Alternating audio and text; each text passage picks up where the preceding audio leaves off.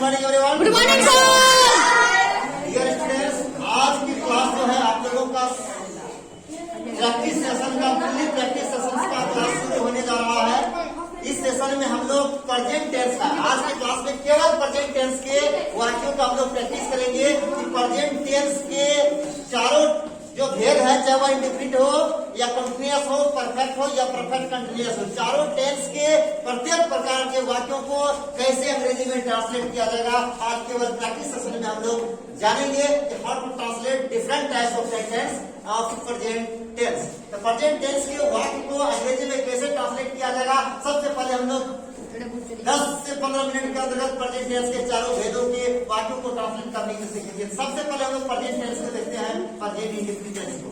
Present indefinite tense, तो present indefinite tense का नाम है समान वर्तमान काल कहते हैं। तो सबसे पहले भी मैंने बताया था, किसी भी वाक्य को अंग्रेजी में ट्रांसलेट करने से पहले टेंस का पहचान कीजिए। तो आप प्रेजेंट इंडेफिनिट टेंस का जो वाक्य होगा, उस वाक्य का पहचान करने का सबसे आसान तरीका है, उस वाक्य के हिंदी वाक्य जो होगा उसकी क्रिया के अंत में ता है, ती है, ते है, ते हो, ता हूं, ती हूं इत्यादि वगैरह लगा रहता है। तो ता है, ती है, ते है जैसे वाक्य को ही हम लोग प्रेजेंट इंडेफिनिट टेंस कहते हैं। रही बात अब इसका स्ट्रक्चर का, अगर आपका वाक्य सिंपल वाक्य है, एसेटिव सेंटेंस का अफर्मेटिव पॉजिटिव है, तो हम लोग S प्लस V1 या V5 plus O plus R इस स्ट्रक्चर पर ट्रांसलेट करेंगे। नहीं, अगर सिंपल वाक्य है, नेगेटिव और इंटरोगेटिव को छोड़ करके, अगर इंडेफिनिट टेंस के अंतर्गत आपका सिंपल वाक्य है, तो ऐसे वाक्य को S प्लस V1 या V5 plus object plus race के आधार पर ट्रांसलेट किया जाए। जैसे मैं अंग्रेजी पढ़ता हूँ, आई रीड इंग्लिश, वो अंग्रेजी पढ़ता है, he reads, he third person का सिंगुलर नाउन है, इसलिए सिंगुलर नंबर है, इसलिए V5 का प्रयोग होगा। आई, वी, यू, दे और प्लूरल नाउन के साथ V1, ही, सी, इट और सिंगुलर नाउन के साथ V5 का यूज होगा। इसके बाद ऑब्जेक्ट और रेस्ट, इस प्रकार हम लोग ट्रांसलेट करेंगे। आई ईट एन एप्पल का मतलब हो गया मैं सेब खाता हूँ, ये हो गया सिंपल वाक्य है, क्योंकि इसमें ना तो निगेटिव है ना तो इंटरोगेटिव है। निगेटिव रहता है तो नहीं नोट लगा रहता, इंटरोगेटिव रहता है तो क्वेश्चन लगा रहता, ठीक है। इसलिए ये वाक्य आपका अफर्मेटिव पॉजिटिव है, इसलिए आई के साथ V1 का प्रयोग किया गया। मैं सेब खाता हूँ, आई ईट एन एप्पल, जब रहता वह सेब खाता है तो ही ईट्स एन एप्पल। इस प्रकार सिंपल वाक्य हम लोग इस स्ट्रक्चर पर ट्रांसलेट करेंगे। यही बात अगर आपका निगेटिव या इंटरोगेटिव रहेगा, मैं सेब क्यों खाता हूँ, तो हो जाएगा why do I eat an apple. आप कहाँ जाते हैं, वेयर डू यू गो, तुम क्या करते हो, व्हाट डू यू डू, क्या तुम पढ़ते हो। एक बात ध्यान रखना है, अगर आपका वाक्य क्या से शुरू हो और लास्ट में क्वेश्चन चिन्ह हो, क्या मैं पढ़ता हूँ, इसमें हम लोग व्हाट का यूज नहीं करेंगे। तो डू आई रीड, क्योंकि हेल्पिंग वर्ब जो डू डज है वही सबसे पहले रख दिया जाएगा। क्या तुम सोते हो, डू यू स्लीप, क्या मैं खाता हूँ, डू आई ईट, क्या वह दौड़ता है, डज ही रन, क्या आप मुझे अंग्रेजी पढ़ाते हैं, do you teach me English, क्या मैं तुम्हें अंग्रेजी पढ़ाता हूँ, do I teach you English. इस प्रकार वाक्य को हम लोग डू और डज लेकर के वाक्य को बनाएंगे। वह क्या करता है, अगर वहाँ क्या शब्द सब्जेक्ट के बाद अगर पूछा जाता है तो वहां क्या के लिए हम लोग व्हाट का प्रयोग करेंगे। तुम क्या करते हो, व्हाट डू यू डू, क्या तुम पढ़ते हो तो डू यू रीड, तुम क्या पढ़ते हो तो व्हाट डू यू रीड, मैं क्या खाता हूँ, व्हाट डू आई ईट, तुम क्या करते हो तो व्हाट डू यू डू, वह कहाँ रहता है, वेयर डज ही लिव। इस प्रकार वाक्य को हम लोग डू डज लगा करके इंटरोगेटिव और नेगेटिव वाक्य को ट्रांसलेट करेंगे। अगर वाक्य ये था आपका इंडेफिनिट का। अब दूसरा है present continuous tense. Present continuous tense जिसको की कहते हैं सामान्य वर्तमान काल, इसका प्रेजेंट इम्परफेक्ट टेंस भी बोलते हैं। इस टेंस का दूसरा नाम है प्रेजेंट इम्परफेक्ट टेंस या प्रेजेंट प्रोग्रेसिव टेंस या प्रेजेंट कंटिन्यूअस टेंस। हिंदी में बोलते हैं अपूर्ण वर्तमान काल। ये था सामान्य वर्तमान काल, ये हो गया अपूर्ण वर्तमान काल। हिंदी में बोलते हैं अपूर्ण वर्तमान काल। किसी भी क्रिया के वर्तमान काल में अपूर्ण रूप से होने का बोध होता है, अपूर्ण वर्तमान काल यानी क्रिया के जारी रहने का बोध होता है, ठीक है। तो इसका पहचान यह है, इसका पहचान था ता है, ती है, ते है। इसका पहचान है रहा है, रही है, रहे हैं, रहा हूँ, रही हूँ, रहे हूँ इत्यादि। तो कंटिन्यूअस टेंस यानी प्रेजेंट कंटिन्यूअस टेंस का वाक्य जो होगा रहा है, रही है, रहे हैं, रहा हूँ, रही हूँ, रहे हो आधारित होता है। इसमें वर्ब का चौथा रूप का प्रयोग किया जाता है और हेल्पिंग वर्ब में इज एमआर का प्रयोग होता है। इज एमआर सब्जेक्ट के अनुसार यूज होगा। आई के साथ हम लगाओगे यू, वी, दे और प्लूरल नाउन के साथ आर लगाओगे, ही, सी, इट, सिंगुलर नाउन के साथ इज लगाओगे। ये सारा स्ट्रक्चर में इज एमआर और रिपोर्ट चलते रहेगा। जैसे बात देखिए, मैं अंग्रेजी पढ़ रहा हूँ, अगर ये बात है मैं अंग्रेजी पढ़ रहा हूँ, तो इस वाक्य में आपने देखा कि रहा हूं, ये आपका वर्ब, ये क्या रहा है, रही है, कंटिन्यूअस का पहचान कराया। क्रिया है आपका पढ़ना, तो पढ़ना के साथ लग गया पढ़ रहा हूं, ये हो गया वर्ब। इस वर्ब को करने वाला मैं हो गया सब्जेक्ट, अंग्रेजी हो गया ऑब्जेक्ट। ठीक है, अब इसको ट्रांसलेट करेंगे तो इसका स्ट्रक्चर हो जाएगा S plus is am are. Structure देख लीजिए, S plus is am are plus V four plus object plus this is the structure. ये स्ट्रक्चर है, इसी स्ट्रक्चर पर हमको ट्रांसलेट करना होगा आपको। जैसे मैं अंग्रेजी पढ़ रहा हूँ, आई एम रीडिंग इंग्लिश, हो गया आई एम रीडिंग इंग्लिश। और इंडिफिनिट में यही वाक्य रहेगा, तो मैं अंग्रेजी पढ़ता हूँ, आई रीडिंग इंग्लिश। इसमें रीडिंग इंग्लिश का प्रयोग किए, इसमें रीडिंग का यूज किए, इसमें इज एम आर का यूज नहीं किए, जबकि इसमें इज एम आर का प्रयोग होगा और सारा स्ट्रक्चर में होगा। इसमें जो is am are do does helping verb लगेगा केवल निगेटिव और इंट्रोगेटिव में, सिंपल वाक्य में डू डज नहीं लगेगा, केवल V1 V5। जबकि कंटिन्यूअस में इज एम आर कंटिन्यू रूप से चलते रहेगा। मैं अंग्रेजी पढ़ रहा हूँ, आई एम रीडिंग इंग्लिश। ठीक है, मैं अंग्रेजी नहीं पढ़ रहा हूँ, निगेटिव रहेगा, I am not reading English. क्या मैं अंग्रेजी पढ़ रहा हूँ, एम आई रीडिंग इंग्लिश। क्या मैं अंग्रेजी नहीं पढ़ रहा हूँ, am I not reading English. मैं अंग्रेजी कैसे पढ़ रहा हूँ, how am I reading English. मैं अंग्रेजी कैसे नहीं पढ़ रहा हूँ, how am I not reading English. तुम क्या कर रहे हो, व्हाट आर यू डूइंग। वो कहाँ जा रही है, वेयर इज शी गोइंग। वो कहाँ जा रहा है, वेयर इज ही गोइंग। मैं क्या खा रहा हूँ, व्हाट एम आई ईटिंग। तुम कहाँ सो रहे हो, वेयर आर यू स्लीपिंग। क्या राम पढ़ रहा है, इज राम रीडिंग। क्या राम पत्र लिख रहा है, इज राम राइटिंग लेटर। क्या तुम मुझे अंग्रेजी पढ़ा रहे हो, आर यू टीचिंग इंग्लिश। क्या मैं तुम्हें अंग्रेजी पढ़ा रहा हूँ, एम आई टीचिंग इंग्लिश। तुम क्या कर रहे हो, व्हाट आर यू डूइंग। क्या वो सो रहा है, इज ही स्लीपिंग। क्या अगर वहां शुरू में रहे तो उसके आगे हम लोग पार्टिकुलर ग्रुप में वर्ड का प्रयोग नहीं करेंगे, हेल्पिंग वर्ब को आगे कर देंगे, जैसे इसमें डू डज को आगे किए थे। क्या तुम सोते हो, डू यू स्लीप। क्या तुम पढ़ते हो, डू यू रीड। इसमें क्या तुम पढ़ रहे हो, आर यू रीडिंग। क्या वो सो रहा है, इज ही स्लीपिंग। क्या मैं आपको अंग्रेजी पढ़ा रहा हूँ, एम आई टीचिंग इंग्लिश। इस प्रकार कंटिन्यूअस टेंस के वाक्यों को इस स्ट्रक्चर पर हम लोग ट्रांसलेट करेंगे। इंडिफिनिट में S plus V1 V5 object plus rest, जबकि कंटिन्यूअस में is am are V four object rest. इस प्रकार वाक्य चलते रहेगा। इस प्रकार इंडिफिनिट का जो वाक्य होता है, ता है, ती है, ते है पर आधारित होता है, जबकि कंटिन्यूअस टेंस का जो वाक्य होता है वो आपका रहा है, रही है, रहे हैं पर आधारित होता है, जिसमें subject plus is am are plus V four plus object plus rest. इस स्ट्रक्चर पर ऐसे वाक्य को ट्रांसलेट किया जाता है। आपका प्रेजेंट टेंस का जो तीसरा वेद है, जिसका नाम है present perfect tense. Present perfect इसका नाम है, प्रेजेंट परफेक्ट टेंस नाम भी ओनली वन है, परफेक्ट टेंस। यानी इसको हिंदी बोलते हैं पूर्ण वर्तमान काल।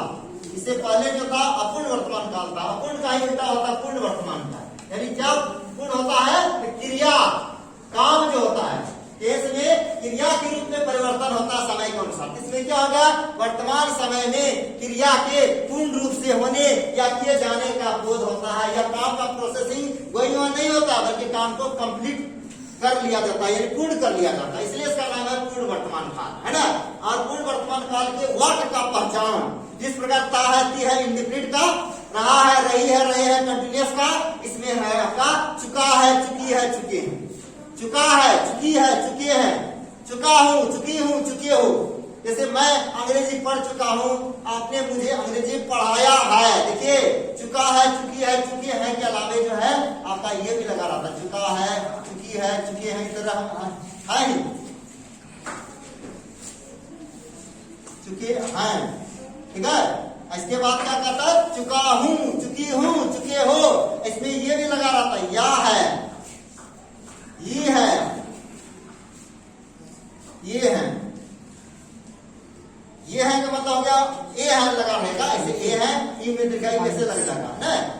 ठीक है, या है, ये है, ध्यान रखना है, या है जैसा भी रहे, या है, ई है, ये है। इसके बाद आ है, ई है, ए है, जो भी रहेगा। ठीक है, तो चुका है, चुकी है, चुके हैं, या है, ई है, ये है, आ है, ई है, सब इसी में है। वह अंग्रेजी पढ़ चुका है या उसने अंग्रेजी पढ़ा है, पढ़ा है, आ है लग गया, पढ़ा। जैसे देखा, वह अंग्रेजी पढ़ चुका है या उसने अंग्रेजी पढ़ा है, पढ़ चुका है ना लिखकर, अगर पढ़ा है भी है, आ है भी है, इसको हम लोग प्रेजेंट परफेक्ट टेंस ही मानेंगे। और ऐसे वाक्य को हम लोग ट्रांसलेट करने के लिए सब्जेक्ट प्लस हैज या हैव ये स्ट्रक्चर का यूज करेंगे, has have plus V3 plus object plus rest. Indefinite में V1 V5, कंटिन्यूअस में आपका V4, और इसमें जो है आपका वर्ब का तीसरा रूप का प्रयोग करना, वर्ब का तीसरा रूप का यूज होगा। Third form of verb will be used in present perfect tense. जैसे मान लो रीड है तो read read read, go went gone, do did done, यानी डन का यूज होगा अगर क्रिया में अगर डू करना सब है तब, ठीक है। और हेल्पिंग वर्ब में आपका हैज हैव लगेगा। इंडिफिनिट में आपका डू डज था, कंटीन्यूअस में इज एमर था, इसमें जो है आपका हैज हैव लगेगा। तो हैज हैव सब्जेक्ट के अनुसार लगेगा। अगर सब्जेक्ट में आपका आई वी यू दे और प्लूरल नाउन है तो हैव का यूज करना है।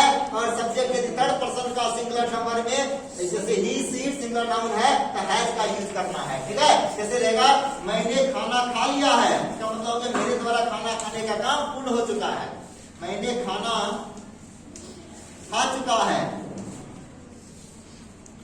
या ऐसे रहेगा मैंने खाना खा लिया है। देखिए दोनों एक ही बात है, मैंने खाना खा लिया है, लिया है या खा चुका है, दोनों वाक्य को दो तरह ट्रांसलेट नहीं करेंगे। वाक्य क्या है, मैंने खाना खा चुका है या मैंने खाना खा लिया है, या है भी है तो या है, ये भी इसी का पहचान है। तो डायरेक्ट इसको बनाएंगे आई के साथ हैव लगा दीजिए। वर्ब है आपका खाना, ये वर्ब का तीसरा हो जाएगा इटेन। आई हैव इटेन, क्या खाना, खाना के फूड भी देंगे या मीली देंगे। आई हैव इटेन फूड, तो मैंने खाना खा लिया है। वह सिनेमा देख चुका है, he has watched cinema, watch का तीसरा रूप हो जाएगा वॉच्ड। उसने सिनेमा नहीं देखा है, he has not watched cinema. जैसे किसने हवा को देखा है, who has seen the wind. पहले भी मैंने बताया था हु अपने आप में सिंगुलर सब्जेक्ट है जो ही सी इट के जैसा ही हेल्पिंग वर्ब का मांग करता है। अगर वह इंडिफिनिट में है, प्रेजेंट डिफिनिट में है तो हु के साथ डज का प्रयोग होगा। अगर कंटिन्यूअस में है तो हु के साथ इज का प्रयोग होगा। अगर परफेक्ट में है हु के साथ हैज का प्रयोग होगा। जैसे किसने हवा को देखा है, who has seen the wind. अगर किसी ने हवा को नहीं देखा, नोबडी है, नोबडी समबडी एनीबडी के साथ हमेशा सिंगुलर हेल्पिंग वर्ब का प्रयोग होगा। Nobody has seen the wind. क्या मैंने हवा को देखा है, तो हैव आई, क्योंकि अपने आप से हम क्वेश्चन कर रहे हैं। क्या मैंने हवा को देखा है, have I seen the wind. क्या तुमने हवा को देखा है, have you seen the wind. तुमने क्या देखा है, व्हाट हैव यू सीन। तुमने कुछ नहीं देखा है, you have not seen anything. मैंने सिनेमा देखा है, आई हैव वॉच्ड सिनेमा। मैंने बाजार में सिनेमा देखा है, I have watched cinema in the market. तुमने कक्षा में अंग्रेजी पढ़ा है, you have read English in the class. इस प्रकार ऐसे वाक्यों को इस स्ट्रक्चर में ट्रांसलेट करेंगे। मैं खाना खा चुका हूँ, आई हैव ईटेन फूड। मैं खाना नहीं खाया हूँ, I have not eaten food. क्या मैंने खाना खाया है, हैव आई ईटेन फूड। क्या मैंने खाना नहीं खाया है, have I not eaten food. मैंने खाना क्यों खाया है, वह हैव आई ईटेन फूड। मैंने खाना कैसे खाया है, तो वह हैव आई ईटेन फूड। मैंने खाना क्यों नहीं खाया है, वह have I not eaten food. इस प्रकार हम लोग प्रेजेंट परफेक्ट वाक्य को हैज हैव और वर्ब का तीसरा रूप योग चलते रहेगा सब स्ट्रक्चर में, चाहे वह निगेटिव हो, इंटरगेटिव हो या अफर्मेटिव पॉजिटिव हो, ये स्ट्रक्चर का यूज करना ही है। वही बात हैज हैव का क्या वाला में आगे चल जाएगा, बाद में ऐसा कोई बाध्यता नहीं है कि अफर्मेटिव पॉजिटिव में हैज हैव का प्रयोग करना है, निगेटिव इंटरगेटिव में हैज हैव नहीं करना है, यूज करना है। वर्ब फ्री भी चलते रहेगा सारा स्ट्रक्चर में। इंडिफिनिट में थोड़ा चला था, उसमें अफर्मेटिव पॉजिटिव में क्या करते हैं, V1 V5 का यूज किया था, हेल्पिंग वर्ब में डज का यूज नहीं हुआ था, निगेटिव इंटरगेटिव आ गया तो ही है क्या करते हैं, हेल्पिंग वर्ब का प्रयोग हुआ था। लेकिन कंटिन्यूअस और परफेक्ट में चलते रहेगा सारा स्ट्रक्चर, ठीक है। और अगला जो है आपका present perfect continuous tense. Present tense का ये चौथा भेद है, प्रेजेंट परफेक्ट कंटिन्यूअस टेंस या प्रेजेंट परफेक्ट प्रोग्रेसिव टेंस। इसको हिंदी बोलता है पूर्ण अपूर्ण मिश्रित वर्तमान काल। पूर्ण अपूर्ण, कुछ क्रिया के पूर्ण होने और कुछ क्रिया के चालू रहने का बोध होता है मिश्रित वर्तमान काल, ठीक है, इसको करते हैं। अब इस टेंस के अंतर्गत ऐसा होता है कि कुछ काम के पूर्ण होने और कुछ काम के जारी रहने का बोध होता है। जैसे मैं 10 वर्षों से यहाँ पढ़ रहा हूँ, 10 वर्ष पहले मैंने पढ़ना शुरू किया था, तब से लेकर अभी तक मेरे द्वारा पढ़ने का काम चालू है। यानी कुछ काम के पूर्ण हो गया और कुछ काम अभी चल भी रहा है, और कब तक चलेगा इसकी कोई निश्चितता नहीं है। इस प्रकार के वाक्य को हम लोग प्रेजेंट परफेक्ट कंटीन्यूअस टेंस मानते हैं और प्रेजेंट परफेक्ट कंटीन्यूअस टेंस के स्ट्रक्चर ट्रांसलेट करते हैं। और इस टेंस का जो वाक्य होता है इसका पहचान यह है, हिंदी वाक्य के क्रिया केंद्र में ता आ रहा है, ती आ रही है, ते आ रहे हैं। या ता आ रहा हूँ, ती आ रही हूँ, ते आ रहे होता है। और रहा है, रही है, रहे हैं, कंटिन्यूअस टेंस वाला भी रहा रही रहता है, लेकिन शर्त यह है उसमें साथ समय लगाना चाहिए। जैसे मैं सुबह से पढ़ रहा हूँ, वह 2 दिनों से खा रहा है, वह 2 दिनों से मेरा इंतजार कर रहा है, या वह 2 दिनों से मेरा इंतजार करता रहा, बात बराबर है।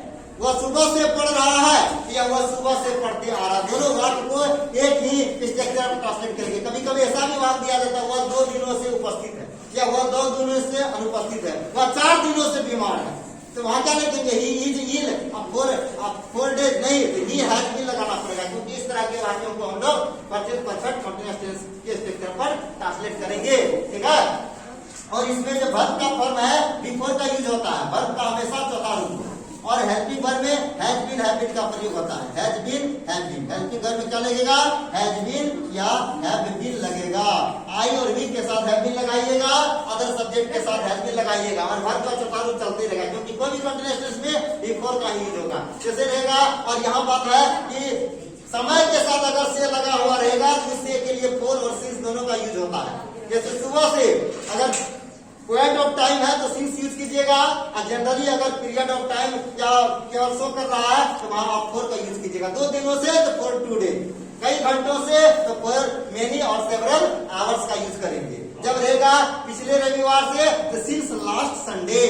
अगर फिक्स टाइम दिया गया है, चाहे मंथ नेम रहे कि ईयर नेम रहे या कोई फिक्स डेट दिया हुआ, वहां सिंस का प्रयोग करेंगे। और जैसे वाक्य अगर दिया जाएगा मैं सुबह से पढ़ रहा हूँ, वहां बने आई हैव बीन रीडिंग। और यह बात सुबह से, क्योंकि पीरियड का टाइम का शो कर रहा है सुबह से, दिन का पहर में जो सुबह है उससे सिंस का प्रयोग करेंगे। I have been reading since morning. तुम 2 दिनों से मेरा इंतजार कर रहे हो, या तुम 2 दिनों से मेरा इंतजार करते आ रहे हो। You have been waiting for me, या you have been waiting me for 2 days. नहीं, 2 डेज का मतलब होगा 2 दिनों से, जिस 2 दिनों की कोई निश्चितता नहीं है। जब रहेगा 17 दिसंबर से तो लिख देंगे सिंस 17 दिसंबर। इस प्रकार मैं 2 वर्षों से यहाँ रह रहा हूँ, I have been residing here या लिविंग हियर फॉर 2 डेज। मैं 2 दिनों से यहाँ नहीं रहा, निगेटिव वाक्य रहेगा, I have been not living here for 2 days. क्या तुम यहाँ 2 दिनों से रह रहे हो? Have you been living here for 2 days? पसंद करेंगे। क्या तुम 2 दिनों से यहाँ नहीं रह रहे हो? Have you been not living here for 2 days? तुम 2 दिनों से कहाँ रह रहे हो? Here have you been living for 2 days? तुम 2 दिनों से कहाँ नहीं रह रहे हो? Where have you not been living for 2 days? इस प्रकार वाक्य को हम लोग have been, has been जो हेल्पिंग वर्ब होता है वही आगे पीछे कर दिया जाता है। और से शब्द के लिए ही हम लोग for या since का प्रयोग करते हैं। सुबह से since morning, 2 दिनों से तो for 2 days, 2 घंटे से तो for 2 hours, 10 मिनट से for 10 hours। इस प्रकार प्रेजेंट टेंस का जो 4 भेद था, present indefinite tense, present continuous tense, present perfect tense, present perfect continuous tense, इस प्रकार चारों टेंस के अंतर्गत प्रयोग किए जाने वाले वाक्यों को कैसे ट्रांसलेट किया जाएगा, तो संक्षेप में हम लोगों ने प्रैक्टिस सेशन में इसके तरीका को जाना। हालांकि डिटेल से पहले भी हम लोगों ने पढ़ लिया है, एक एक करके सारा स्ट्रक्चर को मैंने बताया और आप लोग बारीकी से लिखे, लेकिन आज के प्रैक्टिस सेशन में संक्षिप्त में बताए कि कैसे कैसे वाक्य को ट्रांसलेट किया जाएगा। क्विकली चारों टेंस को एक साथ हम लोगों ने पढ़ा। फिर अगले दिन अगले प्रैक्टिस सेशन में 5 टेंस के चारों रूप के बारे में पढ़ेंगे कि चारों रूप को कैसे ट्रांसलेट किया जाता है। केवल एक ही क्लास में सारे को मिक्स करके पढ़े।